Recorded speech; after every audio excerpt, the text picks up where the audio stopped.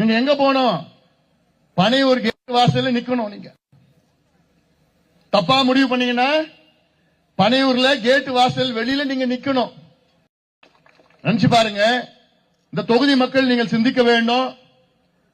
நீங்க பார்க்க முடியாத, பேச முடியாத, அணுக முடியாத ஒரு சட்டமன்ற உறுப்பினர் வேணுமா உங்களுக்கு? சிந்தித்து பாருங்க. நீங்க எங்க போனோம்? பனையூர் கேட் வாசல்ல நிக்கணும். நீங்க தப்பா முடிவு பண்ணீங்கன்னா பனையூர்ல கேட் வாசல் வெளியில நீங்க நிக்கணும். திலகபாமாவை நீங்க தேர்வு பண்ணீங்கன்னா உங்க வீட்டு வாசல்ல இவங்க நிப்பாங்க. இதுதான் வித்தியாசம். இந்த தொகுதி ஏதோ விஐபி தொகுதி எல்லாம் கிடையாது. சாமானிய தொகுதி. இந்த தொகுதியில் வாழ்கின்றவர்கள் யாரு? அடித்தள மக்கள், ஒடுக்கப்பட்ட மக்கள், வஞ்சிக்கப்பட்ட மக்கள்.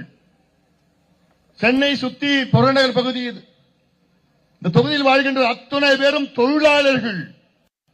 வாழ்க்கையிலே மிக சிரமப்பட்டு முன்னுக்கு வருவோம் என்ற நம்பிக்கையோடு உழைக்கின்ற வர்க்கம் இந்த தொகுதியில் உள்ள மக்கள்.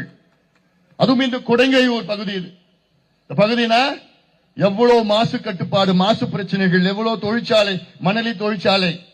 அது மட்டுமல்ல, இந்த பகுதியில் குப்பை உலை, குப்பையால் அதை குப்பையை எரிச்சு மின்சாரம் தயாரிக்கின்ற ஒரு திட்டத்தை திமுக அரசு 1250 கோடி ரூபாய் திட்டத்தில் அதை கொண்டு வர முயற்சி கடுமையாக நான் எழுத்துக்கின்றேன்.